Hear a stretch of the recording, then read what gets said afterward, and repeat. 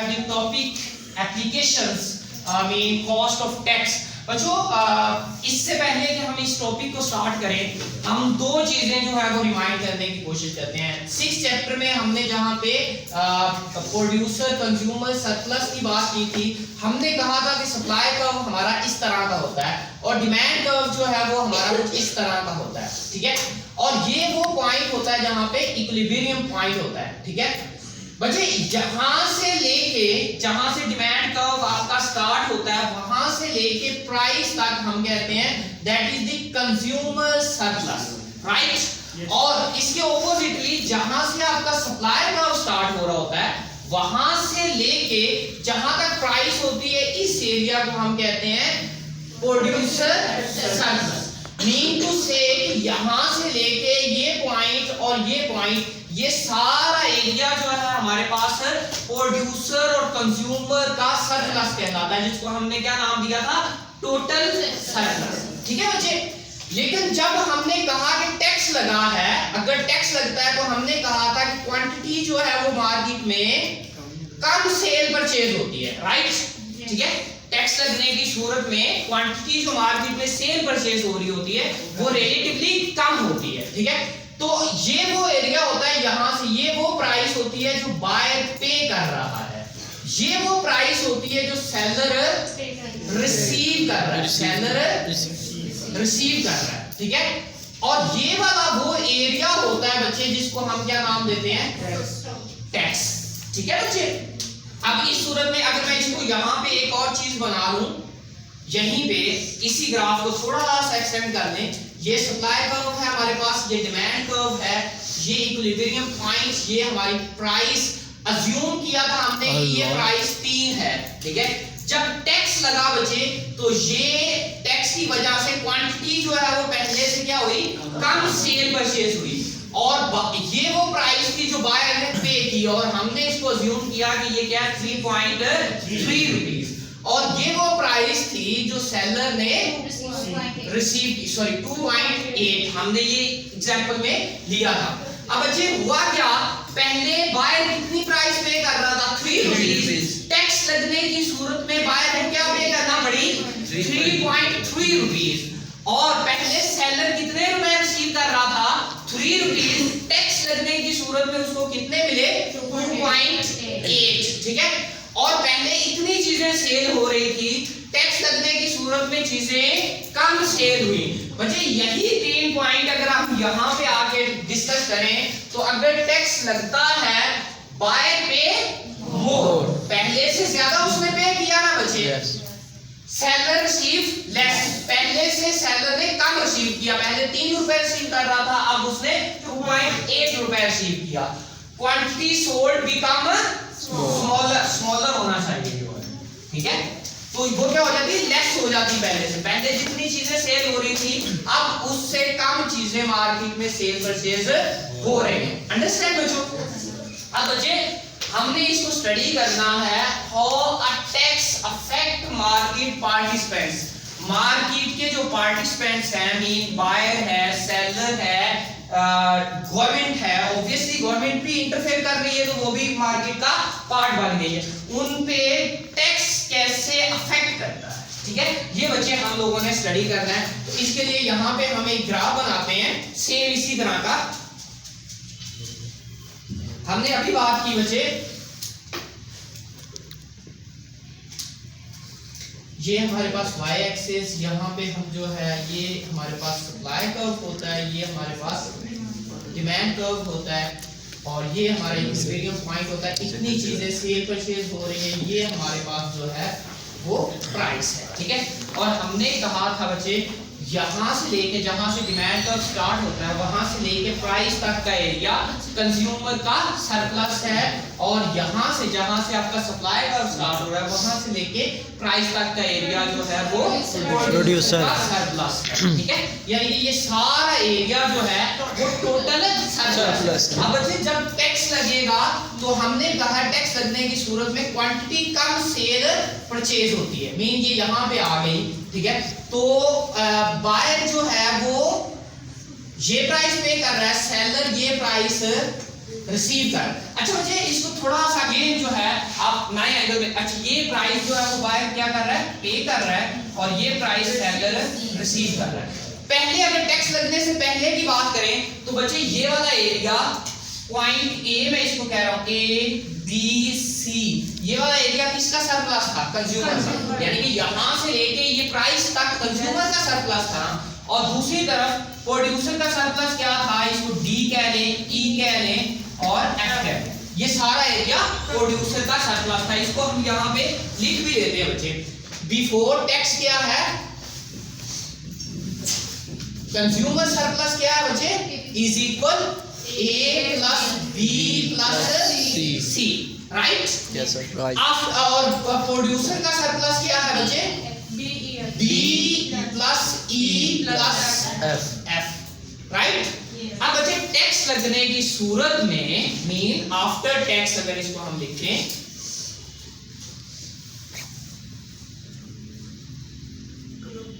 अब बच्चे कंज्यूमर का सरप्लस कौन सा एरिया है, जस्ट ये ए वाला एरिया, राइट ना? ये तो टैक्स में निकल गया बच्चे, ठीक है? ये वाला एरिया जो है वो क्या है, प्रोड्यूसर का कंज्यूमर का सरप्लस क्या रह गया, ए वाला एरिया। अब बच्चे इसमें डिडक्शन कितनी हुई है, बी और सी पॉइंट जो है वो निकल गया ना इसके सरप्लस, ठीक है? ये भी एरिया भी और ये एरिया भी, ठीक है? उसके बाद अब प्रोड्यूसर का सरप्लस क्या रहा है, सिर्फ एफ, ठीक है? और इससे माइनस क्या हुआ बच्चे, डी प्लस ई, ठीक है? यानी कि ये वाला एरिया और ये वाला एरिया जो है वो निकल गया, अंडरस्टैंड बच्चे? और दूसरी तरफ बच्चे अगर हम यहाँ पे टोटल सरप्लस की बात करें बिफोर, तो बिफोर टोटल सरप्लस ये सारा एरिया था, यानी कि हम कह सकते थे A B C D E plus F, ये सारा एरिया जो है वो टोटल सरप्लस था, राइट? अब टोटल सरप्लस कौन सा बचे, नहीं बचे। अब इसमें एक चीज रह गई है, यहाँ पे गवर्नमेंट को भी तो कुछ मिल रहा है ना बच्चे, गवर्नमेंट को क्या मिल रहा है, बायर से ये वाला टैक्स ले रहे हैं, सेलर से ये वाला टैक्स ले रहे हैं, तो ये सारा एरिया जो है ये क्या गवर्नमेंट का टैक्स है, तो ये गवर्नमेंट का सरप्लस हो गया बच्चे। कौन सा एरिया, बी प्लस डी, ठीक है? अब बच्चे अब जो सरप्लस है वो तीन हिस्सों में डिवाइड हो गया है। नंबर 1 कंज्यूमर का सरप्लस, गवर्नमेंट का सरप्लस और प्रोड्यूसर का सरप्लस। अगर इन तीनों को हम इकट्ठा करें तो हमारे पास क्या आ जाएगा, टोटल सरप्लस। कंज्यूमर का सरप्लस क्या है, ए प्लस गवर्नमेंट का सरप्लस क्या है, बी प्लस डी, और सेलर का सरप्लस क्या बचे, एफ, ठीक है? तो बच्चे इसको और इसको कंपेयर करें, यहाँ भी ए है, यहाँ भी ए है, यहाँ भी बी है, यहाँ भी बी है, यहाँ भी डी है, यहाँ भी डी है, यहाँ भी एफ है, यहाँ भी, लेकिन यहाँ ई और सी नहीं है। ये क्या है बच्चे, C plus E, that is known as dead weight loss reduction. ये जो एरिया है बच्चे ये किसी को भी नहीं मिलेगा, इसको हम क्या बोलते हैं बच्चे, डेड वेट लॉस। बच्चे आप देखें क्या है dead weight loss, this fall in total surplus, total surplus में जो कमी आई है। देखिए पहले टोटल सरप्लस हम A B C D E F तक कह रहे हैं, लेकिन जो दूसरे वाला सरप्लस है उसमें ई और एफ सॉरी सी और ई नहीं है, ठीक है? तो ये क्या है बच्चे, the fall in total surplus results from a market distortion, market में खराबी की वजह से, such as टैक्स की वजह से जो टोटल सरप्लस में कमी आई है, that is known as dead weight loss। अब बच्चे मार्केट पार्टिसिपेंट्स पे इफेक्ट को अगर हम जाहिर करने की कोशिश करें तो वेलफेयर विदाउट टैक्स देखें, हमारे पास कंज्यूमर का सरप्लस भी ज्यादा था, प्रोड्यूसर का सरप्लस भी ज्यादा था, ओवरऑल सरप्लस भी ज्यादा था, A B C D E F तक हमने काउंट किया। लेकिन वेलफेयर विद टैक्स बच्चे देखिए, अब गवर्नमेंट पार्टिसिपेंट से क्यों टैक्स ले रही है, कंज्यूमर का सरप्लस भी ज्यादा था पहले, प्रोड्यूसर का सरप्लस भी ज्यादा था। जब गवर्नमेंट ने टैक्स लगाया तो थोड़ा सा पोर्शन कंज्यूमर के सरप्लस से और थोड़ा सा पोर्शन जो है वो प्रोड्यूसर के सरप्लस से कट हो गया और वो गवर्नमेंट के पास चला गया, और गवर्नमेंट अल्टीमेटली उसको क्या करेगी, अवाम की फलाहो बहबूद पे लगाएगी। लेकिन उसकी वजह से बच्चे हमारी वेलफेयर में क्या हो गया, चेंज आ गया। कंज्यूमर का सरप्लस कम हो गया, प्रोड्यूसर का सरप्लस कम हो गया, गवर्नमेंट के हिस्से में सरप्लस चला गया और टोटल सरप्लस भी क्या हो गया बच्चे, कम हो गया, रिड्यूस हो गया। अंडरस्टैंड? यहां तक आपका एक क्वेश्चन इस चैप्टर का जो है वो क्लियर हो जाता है। नेक्स्ट इज बच्चे डेड वेट लॉस डिटरमाइन करने वाली कौन कौन सी चीजें हैं, कौन कौन से फैक्टर हैं जो कि ये डिसाइड करेंगे कि ये वाला एरिया, ये नुकसान है बच्चे सबका, ये किसी को भी नहीं मिल रहा। ठीक है, पहले यानी कि पहले ये सारा हमारा सरप्लस था, अब इसमें ये पॉइंट्स जो दो हैं वो निकल गए हैं। ठीक है, तो ये गवर्नमेंट को भी नहीं मिलता, गवर्नमेंट को भी नहीं मिला, किसी को, क्योंकि बच्चे देखे ना पहले इतनी चीजें सेल हो रही थी, अब चीजें ही कम सेल होंगी तो नुकसान सबका होगा।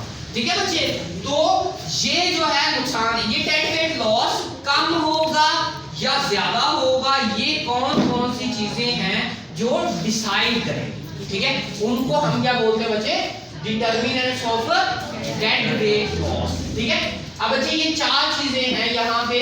पहले हम इलास्टिसिटी को इनइलास्टिक रखेंगे, सप्लाई की इलास्टिसिटी को, और फिर इलास्टिक, और दूसरी तरफ हम डिमांड जो है वो इज इक्वल टू 1 लेंगे, और फिर सप्लाई को कांस्टेंट रखेंगे और डिमांड को जो है वो इलास्टिक लेके देखेंगे, और इससे कंक्लूजन निकालेंगे कि इफेक्ट क्या पड़ता है। ठीक है, तो बच्चे देखिए, अब थोड़ा सा रिमाइंड कर ले अगर, तो हमारे पास डिमांड कर्व जो है वो इस तरह से होता है, राइट। अगर इलास्टिसिटी ज्यादा हो, मोर देन हो, तो ये इस तरह होने की कोशिश करता है, और अगर ये लेस इलास्टिक हो तो ये वाई एक्सिस के पैरेलल होने की कोशिश करता है। ठीक है, इसके ऑपोजिटली सप्लाई कर्व की बात करें तो सप्लाई कर्व हमारा इस तरह से होता है। ठीक है, लेकिन अगर इलास्टिसिटी और सप्लाई ज्यादा हो तो ये इस तरह होने की कोशिश करता है, मीन एक्स एक्स की इक्वल होने की कोशिश करता है, और अगर ये लेस इलास्टिक हो तो ये वाई एक्सिस के पैरेलल होने की कोशिश करता है। ठीक है बच्चे, अब इन्हीं को ग्राफ को हम बनाते हैं चारों को, तो आपको ये चीज जो है वो क्लियर हो जाएगी। नंबर 1 बच्चे, हमारे पास यहाँ पहले केस में क्या है, डिमांड इज इक्वल टू 1 है, mean demand curve as it is यहाँ से सीधा बनेगा, दैट इज डिमांड कर्व। ठीक है, और सप्लाई क्या है, लेस इलास्टिक है। लेस इलास्टिक का मतलब है सप्लाई को वाई एक्सिस के पैरेलल होने की कोशिश करता है, तकरीबन इस तरह से बनेगा। ठीक है, ये क्या है, सप्लाई। अब बच्चे ये हमारा इक्विलिब्रियम पॉइंट है, राइट। अब बच्चे जब डिमांड में और सप्लाई में मीन बाजार में टैक्स लगेगा तो उससे क्या होगा, क्वांटिटी ऑफ मनी जो क्वांटिटी सेल परचेज जो हो रही है उसमें क्या होनी है, कमी आनी है। तो ये कमी बच्चे कहां तक आ सकती है, क्योंकि ये कट करता है, मैक्सिमम ये यहां तक कमी आ सकती है। तो बच्चे यहां पे देखें, मैक्सिमम जो इसका इफेक्ट हो सकता है वो इतना डेड वेट लॉस हो सकता है। ठीक है, यहां तक ही कमी आ सकती है, लेकिन इसके ऑपोजिट देखिए बच्चे, दूसरे केस में यहां से वो पिछले वाली आप क्लियर हो गए। अब बच्चे देखें, ये आपके पास यहाँ पे भी हमारा डिमांड कर्व जो है वो क्या है, सेम है, और सप्लाई कर्व क्या है, मोर इलास्टिक है। मोर इलास्टिक होने का मतलब क्या है, ये एक्स एक्सिस के पैरेलल होने की कोशिश करता है। अब देखें बच्चे, ये क्वांटिटी है और ये प्राइस सेल परचेज हो रही है। अब देखिए बच्चे, ये यहाँ तक भी आ सकता है, ना बच्चे, क्योंकि यहाँ पे तक भी क्वांटिटी डिक्रीज हो सकती है। तो अब डेड वेट लॉस देखिए बच्चे, ज्यादा एरिया। ठीक है, तो बच्चे हम यहाँ पे कह सकते हैं when there is less elastic supply and demand is equal to 1, there is a small portion of dead weight loss, small dead weight loss. ठीक है बच्चे, and when is more elastic supply and demand is equal to 1, there is a more या large dead weight loss. ठीक है, same बच्चे opposite side पे इन दोनों को बना लें तो आपकी यहाँ पे क्या है, इलास्टिसिटी ऑफ डिमांड को हम देख रहे हैं और सप्लाई जो है वो कांस्टेंट रख रहे हैं, यानी कि सप्लाई का हमारा एज इट इज यहाँ भी ऐसे ही है और यहाँ भी ऐसे ही है। ठीक है, अब बच्चे पहले केस में क्या है, इलास्टिसिटी ऑफ डिमांड क्या है, लेस इलास्टिक है। लेस इलास्टिक का मतलब क्या है, ये तकरीबन इस तरह से y एक्सिस के पैरेलल होने की कोशिश करता है। तो अगेन बच्चे ये हमारा पॉइंट है ठीक है, और ये मैक्सिमम यहाँ तक डिक्रीज हो सकता है ना बच्चे, ठीक है। इस सूरत में ये वाला एरिया जो है यहाँ से लेके यहाँ तक, ये वाला जो एरिया है ये हमारा क्या होगा, डेड वेट लॉस। लेकिन इसके ऑपोजिटली अगर आप देखें कि जब elasticity of demand greater than 1 है तो ये क्या होता है, एक्स एक्सिस के पैरेलल होने की कोशिश करता है। तो यहाँ पे बच्चे ये हमारे पास प्राइस है, तो ये इमेजिन करें कि ये यहाँ तक भी डिक्रीज हो सकता है। तो अब ये एरिया देखें आपके पास ये मोर है। तो सेम बच्चे when there is less elastic demand and elasticity of demand supply is equal to 1, the dead weight loss will be small, ठीक है। and when there is more elastic demand and elasticity of supply is equal to 1, dead weight loss will be more, same उस case की तरह, right बच्चों। Last हमारे पास छोटा सा topic है बच्चे, डेड वेट लॉस और टैक्स रेवेन्यू पे उसका क्या इंपैक्ट पड़ता है। यानी कि अगर हम ज्यादा टैक्स लगाते हैं तो उससे क्या होता है, अगर हम मीडियम टैक्स लगाते हैं तो उससे क्या होता है, या हम कम टैक्स लगाते हैं तो उससे क्या इंपैक्ट पड़ता है। ये तीनों हम जो है वो स्टडी करने की कोशिश करेंगे। हमारा लास्ट क्वेश्चन है बच्चे, dead weight loss and tax revenue as tax vary. Tax जब चेंज होगा तो हमारे डेड वेट लॉस पे और टैक्स रेवेन्यू, गवर्नमेंट जो टैक्स कलेक्ट कर रही है उस पे क्या इंपैक्ट पड़ता है। यहाँ पे बच्चे हमने एक सिचुएशन ली है कि जब टैक्स लगा है तो ये वाला एरिया जो है वो टैक्स है, ये वाला एरिया जो है वो आपका डेड वेट लॉस है। अब बच्चे अगर गवर्नमेंट स्मॉल टैक्स लगाती, स्मॉल टैक्स का क्या मतलब है, थोड़ा सा टैक्स लगाती है, उसका अगर हम ग्राफ बना रहे हैं यहाँ पे, तो अज्यूम करें बच्चे ये आपके पास जो है वो सप्लाई कर्व, ये डिमांड कर्व, ये प्राइस और ये जो है हमारा इक्विलिब्रियम पॉइंट। अज्यूम करें गवर्नमेंट ने इतना सा, थोड़ा सा, ये देखें ना, इतना सा पोर्शन जो है वो बायर पे, सेलर पे कर रहा है और इतना सा पोर्शन जो है वो बायर पे कर रहा है। अज्यूम करें कि एक चीज पे 1 रुपया गवर्नमेंट ने टैक्स लगाया और आपकी चीजें सेल हो रही हैं 10, राइट। तो कितने रुपए गवर्नमेंट को टैक्स मिलेगा, 10, या इसको चीजें लगा लें जी 6 सेल हो रही है तो गवर्नमेंट को टैक्स कितना मिला, 6 रुपए। यहाँ पे देखें ये वाला एरिया जो है आपके पास क्या है, टैक्स है, ठीक है। और ये वाला जो एरिया है, इसको अगर मैं ये वाला जो एरिया है ये बच्चे क्या है आपके पास, डेड वेट लॉस।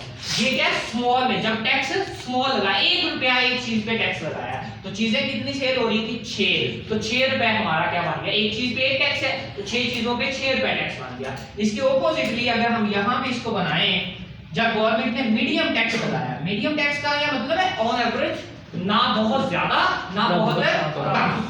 ये हमारा सप्लाई कर्व है, ये हमारी डिमांड कर्व है, ये हमारा इक्विलिब्रियम पॉइंट क्वांटिटी और ये हमारी आ गई प्राइस। ये भी पूछा था कि इलास्टिसिटी मोर है या नहीं बच्चे, इसमें ये नहीं पूछा था। अब बच्चे अज्यूम करें गवर्नमेंट ने इतना टैक्स लगाया, इतना सारा बायर से ले रहे हैं, इतना सारा सेलर से ले रहे हैं, तो ये हमारे पास क्वांटिटी आ जाएगी।